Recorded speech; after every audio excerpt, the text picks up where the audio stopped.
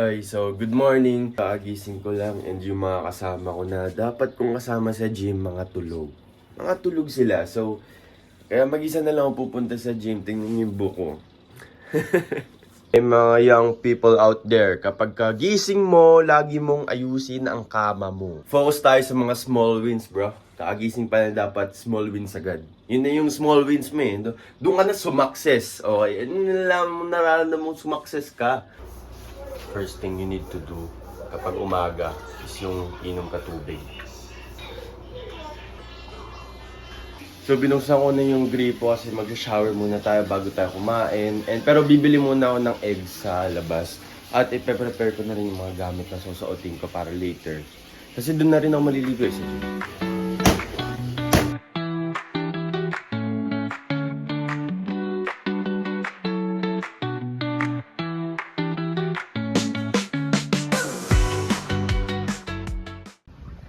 Bili tayo ng ulam ko. Ay, doon pala yung tindahan.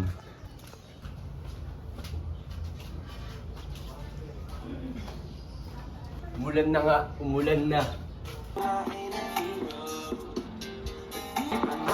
Yo, what's up? Okay.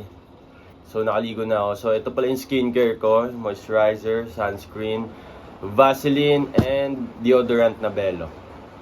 Nagkaroon ako ng allergy or parang rashes nung nag-stick deodorant ako. Yung lakas ng ulan, no?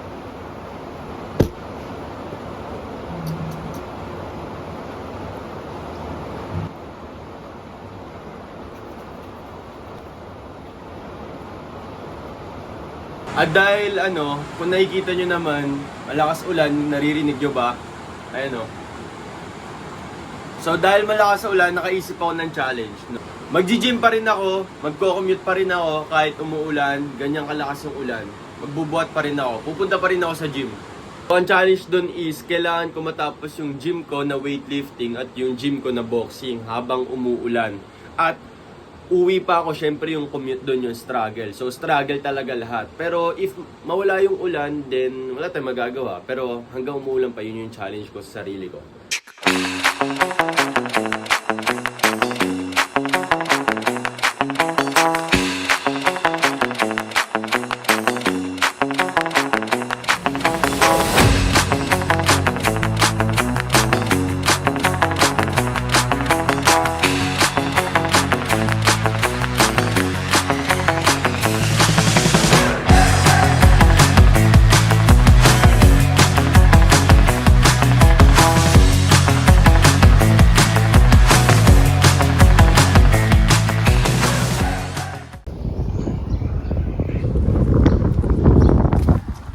Na kami sa Sillas, kung doon ako sasakay sa Sillas. Siyempre magbabas na tayo, di na tayo mag-jeep. Kasi nakakayaan naman sa mga mga kasabay ko eh. Ang laki-laki ng bag ko eh. Alam mo, pag nagbibideo ka sa labas, dapat di ka maya kasi tangina dapat sila yung mailang sa'yo. Diba? Ayan o, ganyan naman mga kotse sa likod ko. May tao. Lapit lang yun dito sa tapat ng Walter lang. Underground Fitness. Let's go. So, ang challenge ko ngayon guys is makapag-vlog ako ng maayos dito sa gym na hindi naiya, di ba? Kasi di ko pa natatry ito eh, mag-vlog ng tuloy-tuloy sa gym or makapagsalita kasi naiya ako. Pero ngayon, try natin. Ayusin muna natin yung gamit natin.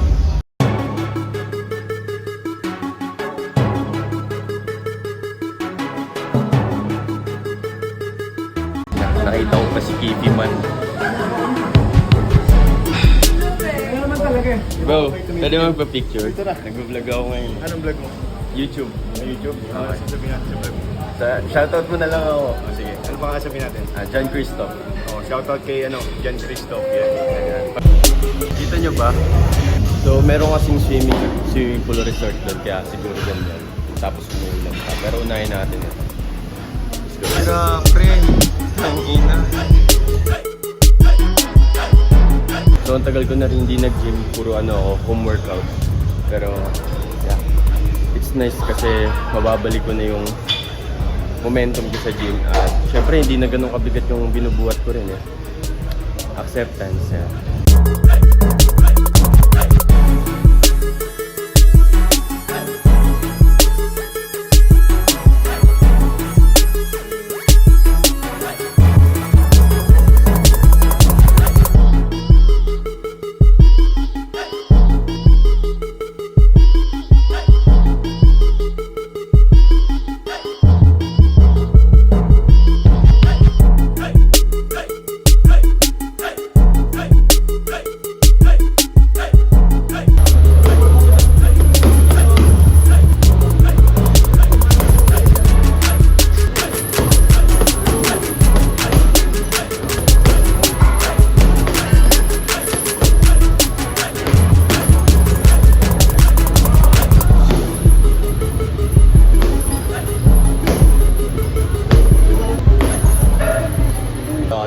natin mag-gym and susunod ako dun sa boxing na talagang training pero mag-shower muna ako.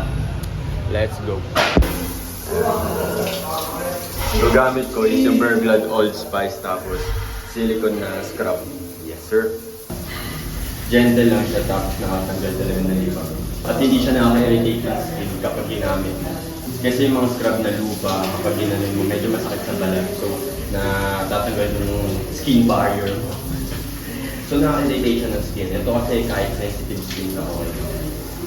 Medyo marami.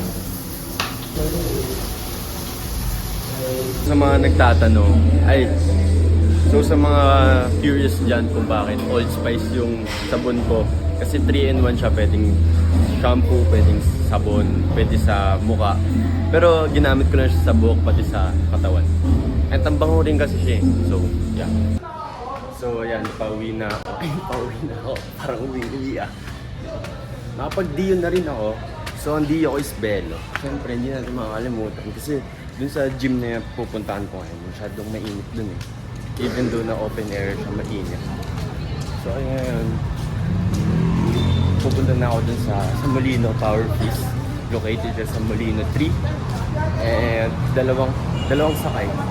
Yan, dalawang sakay ako kasi actually dapat ka tatlo eh. Pero magdadalawa na lang kasi lalakarin ko na lang eh. Galing SM Molino. Arte oh, nandito pa ako sa harapan.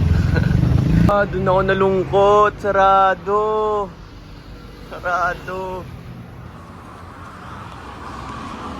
So, sarado yung gym. So, ang gagawin ko, pupunta na lang ako sa library sa Vermosa. Sarado. Tangina. Sa pussy. Yan, no? Ito na yung binili ko, watermelon. Alagang 100. Yung dapat bibiling ko yung ube cream cheese. Pero sabi ko gusto ko mabusog. Ito na ang dalawa binili ko.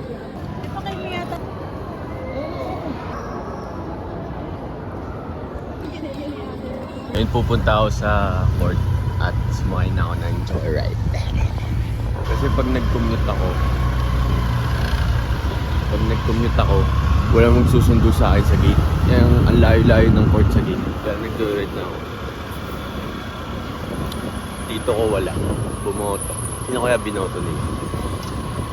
Sila muna naglaro. Natakot kasi sila sa akin.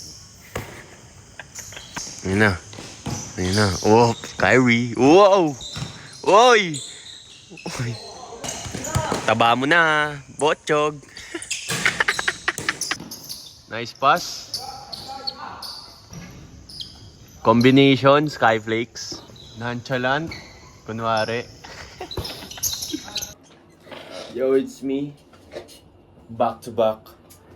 So, dito ko natatapusin yung vlog ko. So, hopefully, and marami kayong natutunan sa vlog ko na yun, sa video ko na yun, kahit simple lang and wala naman ako masyadong importanteng sinabi. Pero, if papanoorin nyo, makikita nyo naman talaga na walang excuses kahit umuulan, no?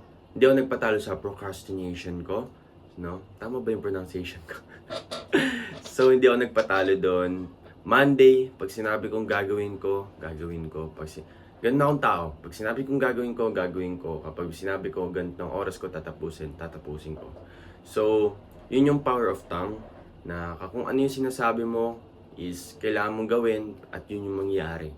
Totoo naman. Siyempre, pag di mo ginawa, di naman siya mangyayari. And anyway, yun na nga yun. No, I'm very proud sa sarili ko kahit small wins kahapon. Small wins lang yun eh. Kasi ang talagang win dyan is yung maging consistent ka dun sa ginagawa mong trabaho or kung ano mang hassle mo, kung nag-gym ka man or something. Madali mag-start, mahirap maging consistent. So, yung small win ko kahapon na yun, natutuwa ako sa sarili ko kasi nagawa ko siya. And worth it siya kasi hindi ako tinamad, ganun. Nagkaroon ako ng feeling, totoo yun. Nagkaroon ako ng feeling na, okay, tinatamad ako. Parang ayoko umuulan, no, mababasa yung paa ko kadiri. Maarte akong tao. Pero, wala pumunta pa rin ako, nag-show up pa rin ako, nag-present pa rin ako, which is good. So, kailangan ko na lang maging consistent. So, kayo, if may mga gusto kayong simulan, okay, simulan nyo na ngayon. No? Kung ang reason nyo lang kung bakit din nyo siya nasisimulan is dahil tinatamad kayo, or dahil kung ano mang reason yung nonsense, simulan nyo na ngayon kasi hindi nyo malalaman yung isang bagay kapag hindi nyo ginawa. Kagaya ng sabi ko din sa Okada vlog ko na i-release ko after netong vlog na to, na ang sabi ko doon, kapag hindi mo malalaman ang isang bagay kung gusto mo ba talaga o ayaw mo kapag hindi mo siya ginawa. So, kagaya ko, nag-content creation ako, nag-lifestyle influencer ako, yun yung ini-aim ko. Hindi man ako sobrang best sa ginagawa ko, pero ang ini-aim ko is maging best. So, mag-improve ako na mag-improve araw-araw, and at the same time, maging maayos yung edit ko at yung communication skills ko. Mahalaga doon, sinimulan ko, ini-start ko, and nalaman ko na, okay, gusto ko pala tong bagay na to. So kasi kung hindi ko siya nasimulan, yung mga ibang opportunities na nangyari sa life ko ngayon, baka hindi ko nararanasan eh. Baka kung nandito lang ako sa kwarto ko, nag-isolation ako dito sa kwarto, di ba? Natutulog lang ako for cellphone, and di man lang ako nagsi-self-taught, di ba? Hindi ko malalaman na yung content creation pala at pag-video is yun pala yung gusto ko. Pero, syempre, bata pa lang ako, 18 years old pa lang ako, feel ko magbabago kung ano yung gusto ko. Pero, mahalaga ngayon is meron akong goal and meron akong ginagawa na kakabuti ko o ikaka-improve ko as a person. So, yun lang ang sasabi ko sa inyo. Kung kayo nag-hesitate kayo mag-start ng isang bagay, i-start nyo na yun ngayon. Kung ang nag-hold back lang naman sa inyo is yung katamaran. Katamaran. So, yun lang. Pagbutihan nyo palagi and subscribe to my YouTube channel kasi marami pa akong i-release na video at araw-araw ko i-improve yung video ko para sa inyo and para din sa sarili ko. Yun lang guys. See you sa next vlog ko is yung Okada vlog, and next is yung Zambales outreach namin sa mga Aita community. Follow nyo rin yung socials ko nandito sa description sa baba, and doon yung makikita yung TikTok ko, yung IG ko, yung Facebook ko, and etc. Ilang. Maraming salamat sa mga nanood at nagstay. See you sa next vlog.